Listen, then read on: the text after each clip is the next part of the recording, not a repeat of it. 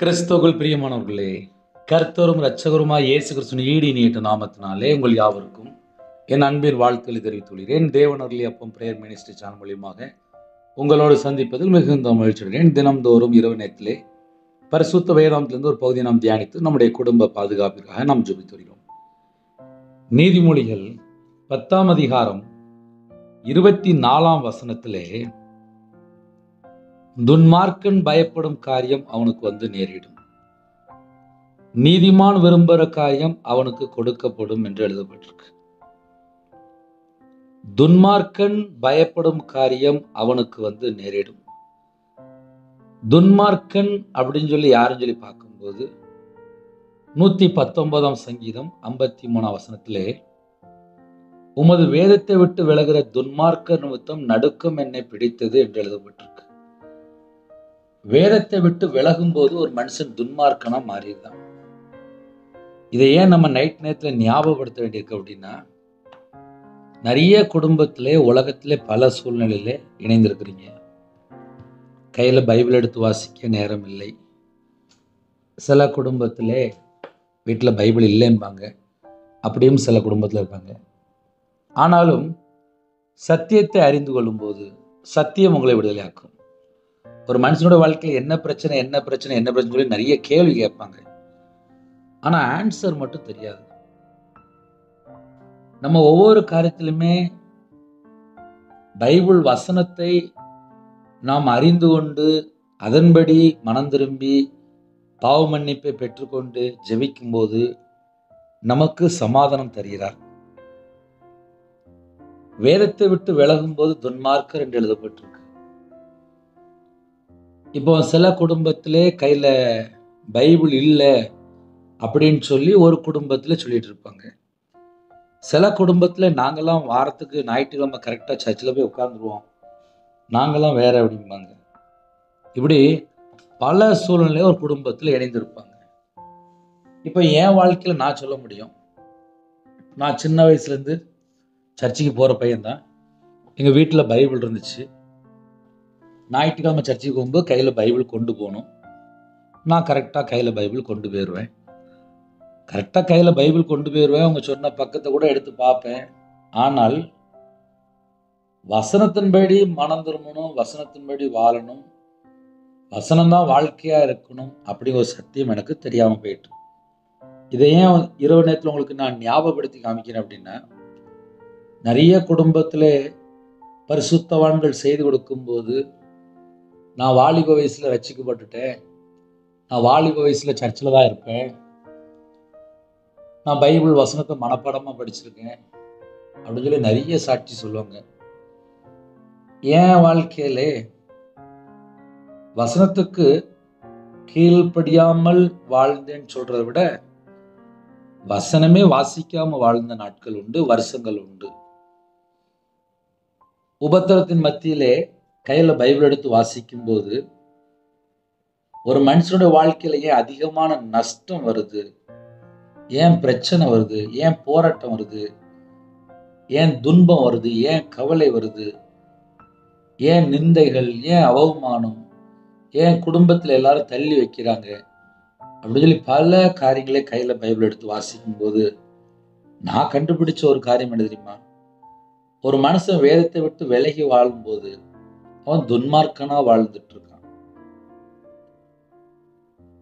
இப்போ சில குடும்பத்துல யோசிப்பீங்க, பிரதர் நீங்க சொல்ற மாதிரி பார்த்தா எங்க வீட்டுல இன்னும் யாருமே முழுசா மனம் திரும்பலையே, நாங்க இன்னும் கையில பைபிள் எடுத்து ஒழுங்கா வாசிக்கலையே, வசனத்தின்படிலாம் நாங்க எங்க பிரதர் கீழ்படினோம், சர்ச்சுக்கு போறோம், நாங்க ஒரு கிறிஸ்டியனா இருக்கிறோம், இயேசுவை எங்களுக்கு தெரியும், சர்ச்சில் போகும்போது பாஸ்டர் சொல்லும்போது நாங்கள் அப்படியே கேட்போம், கிருபையின் காலத்தில் வாழ்ந்துட்டு இருக்கோம், என்ன செஞ்சாலும் மன்னிச்சிருவார் அப்படின்னு சொல்லிட்டாங்க, அதனால நாங்கள் இஷ்டம் போல வாழ்ந்துட்டு இருக்கோம் அப்படின்னு சொல்லக்கூடிய சில குடும்பங்களும் உண்டு.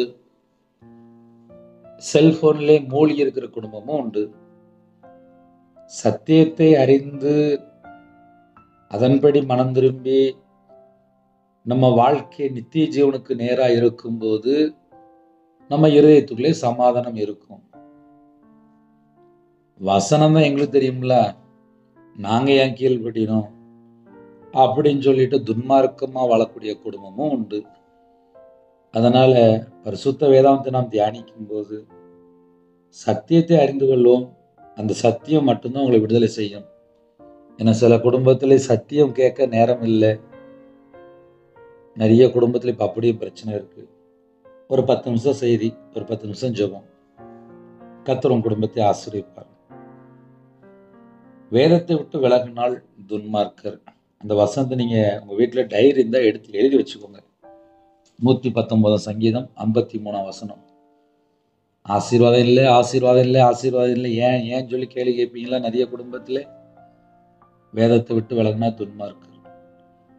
நீதிமொழிகள் 21 அதிகாரம் 10 வசனத்திலே துன்மார்க்கனுடைய மனம் பொல்லாப்பு செய்ய விரும்பும் என்று எழுதப்பட்டிருக்கு. ஒரு மனுஷன் வேதத்தை விட்டு விலகிட்டான் அப்படின்னாலே அவன் துன்மார்க்கன். துன்மார்க்கன் என்ன செய்வான் அப்படின்னு சொல்லி பார்க்கும்போது, துன்மார்க்கனுடைய மனம், அதாவது மனம்னா இருதயம், துன்மார்க்கனுடைய இருதயம் பொல்லாப்பை செய்ய விரும்பும், கெட்டது மட்டுமே செய்ய விரும்பும் என்று எழுதப்பட்டிருக்கு.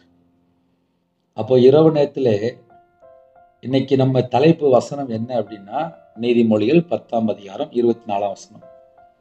துன்மார்க்கன் பயப்படும் காரியம் அவனுக்கு வந்து நேரிடும்.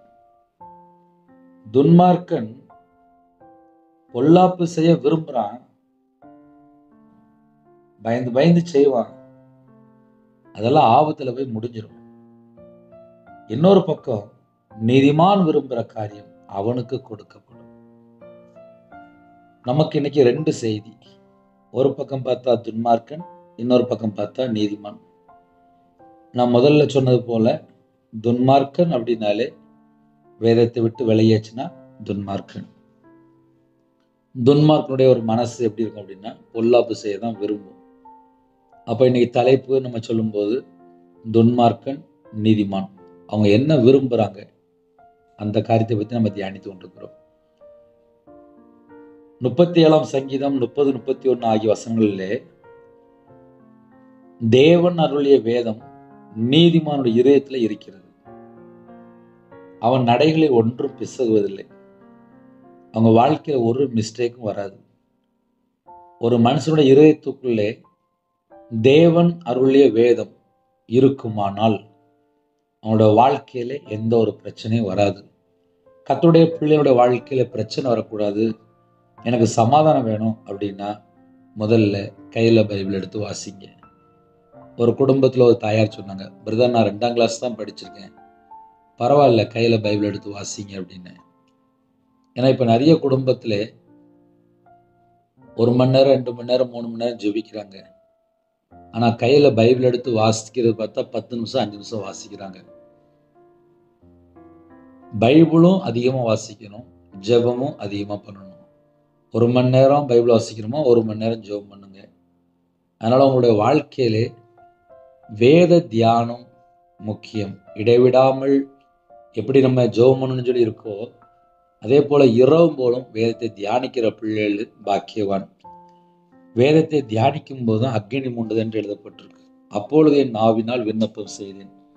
அதனால ஜெபிக்கிற பிள்ளைகளுடைய வாழ்க்கையிலே ஆசீர்வாதம், சமாதானம், விடுதலை, அபிஷேகம், கிருபையின் வரங்கள், அநேக ரகசியங்கள் தேவ ஆவியினாலே நிரப்பப்பட்டு அவங்களோட வாழ்க்கை முழுசுமே மாற்றம் இருக்கும்.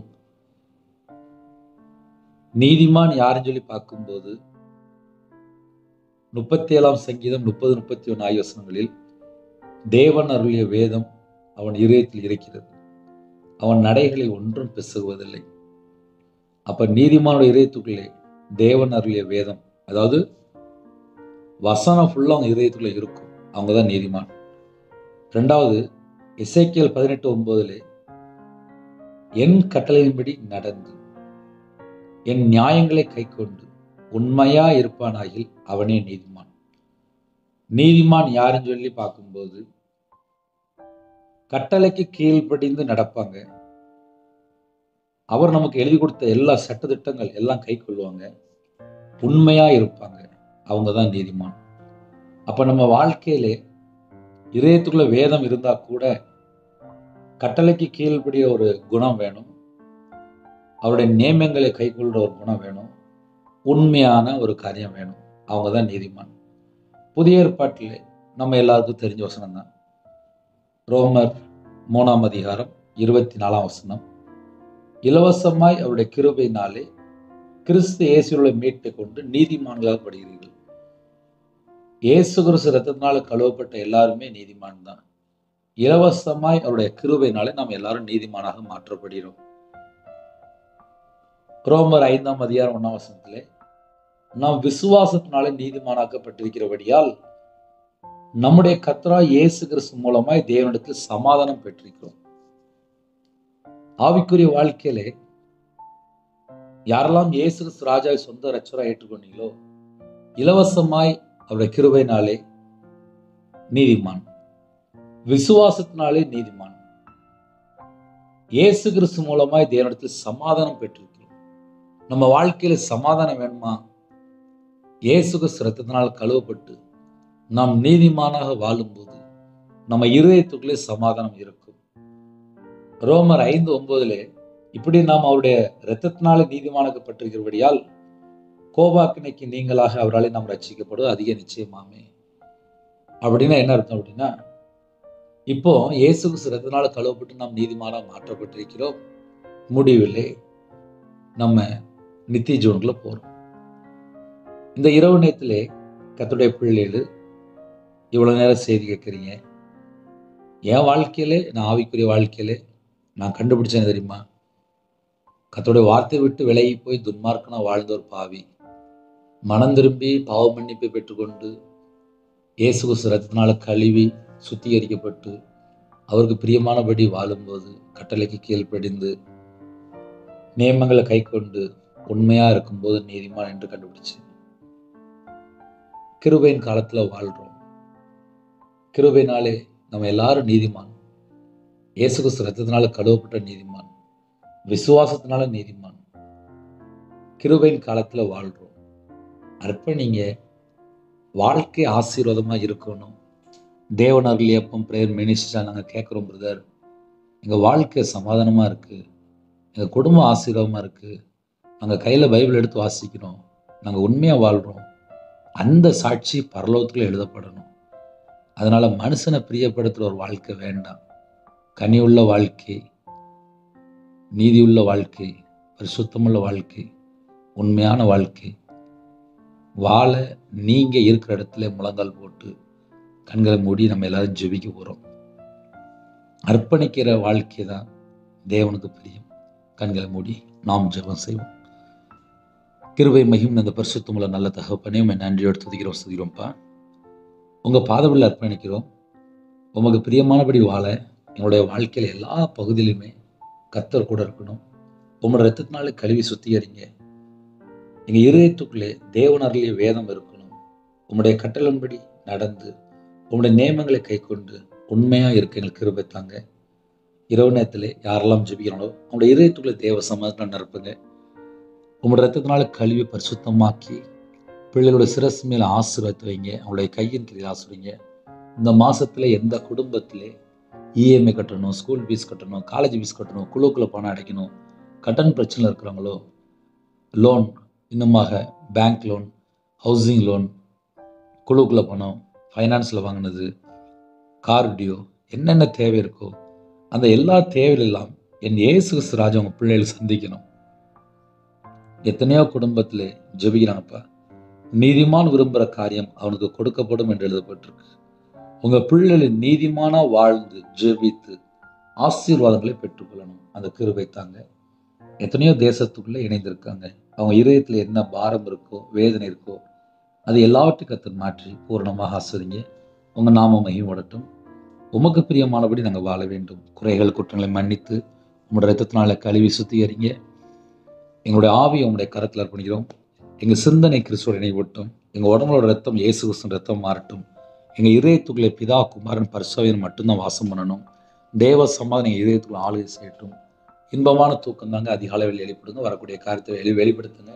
தேவையில்லா சொப்பனம் எல்லாவற்றையும் விலைக்கு ஆசிரியர் இந்த நாள் முழுவதும் பாதுகாத்த கிருபைக்காக 1000 மடங்கு நமக்கு நன்றி செலுத்தினோம். தேவையில்லாத எண்ணங்கள், தேவையில்லா சொப்பனங்கள் எல்லாவற்றையும் விளைக்கிறங்க. எல்லா குடும்பத்துக்குள்ளையும் கர்த்தருடைய பாதுகாப்பு, விசேஷமாக உங்களோட இரத்த கொட்டைகளை வேலடைத்து மூடி மறைத்து பாதுகாத்துங்க. ஒவ்வொரு குடும்பத்தையும் அப்பா அக்கினினால மூடுங்க ராஜா. முன்னும் பின்னுமா தேவதூர் நிப்பாட்டுங்க. எங்கள் வீட்டுக்குள்ளே இயேசு கிறிஸ்து ராஜா கடந்து வரும்போது விடுதலை, சந்தோஷம், சமாதானம், ஆசீர்வாதம் எங்கள் வீட்டுக்குள்ள வாங்கப்பா. எந்தெந்த நாட்டுக்குள்ளே என்ன சூழ்நிலை ஜெபிக்கிறாங்களோ எல்லா குடும்பத்தையும் கத்த சந்திங்க. எத்தனையோ தேசத்துக்குள்ளே இணைந்திருக்காங்க. அவங்களோட வாழ்க்கையில் என்ன உபத்திரமா இருந்தாலும் எல்லா உபத்திரத்தை எல்லாம் நீக்கி போட்டுருங்க. உமக்கு பிரியமானபடி வாழ எங்களுடைய ஆவி, ஆத்துமா, சரீரம், சிந்தனை எல்லாவற்றும் அர்ப்பணிக்கிறோம். கர்ப்பத்தினியாக ஜெபிக்கிறாங்க. கத்தர் மனமிறங்கி ஆசிரியங்க. மாசமா இருக்காங்க. கத்தர் கிருபையா ஆசிரியர் கிருபைக்காக நன்றி. டெலிவரி போடுறாங்க. வைத்தியர் கூட இருந்து நார்மல் டெலிவரி ஆகிட்டாங்க. தேவனாரில் அப்போ பிரேயர் மினிஸ்டர் நம்முடைய கரத்தில் பண்ணிடும். வாலிப பிள்ளைகள் ஜெபிக்கிறாங்க. ரட்சிக்கப்படணும், தேவனுக்கு பிரியமானபடி வாழணும். ரட்சிக்கப்பட்ட ஒரு குடும்பம் தாங்கப்பா.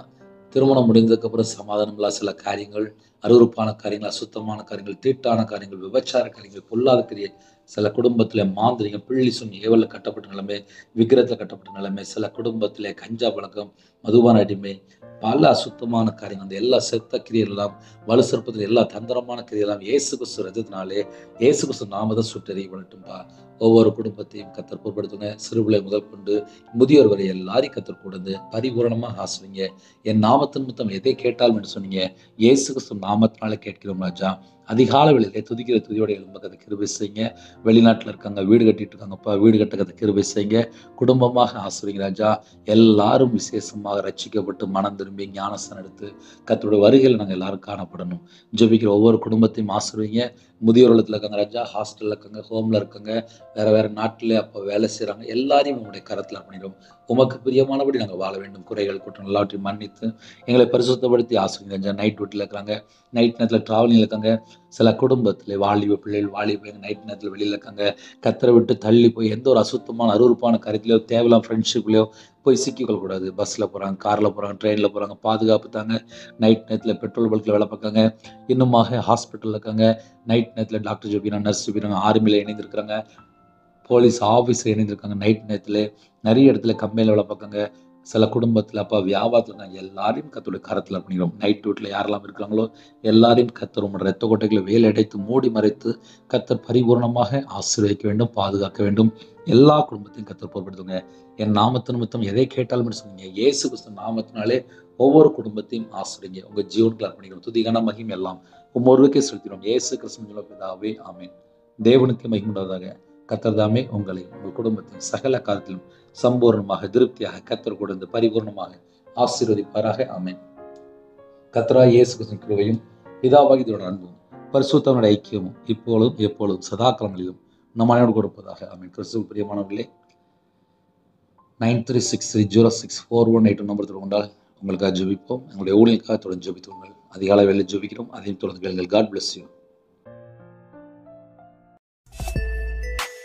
Thanks for watching. Please subscribe our channel. Click the like and share. Click the bell. God bless you.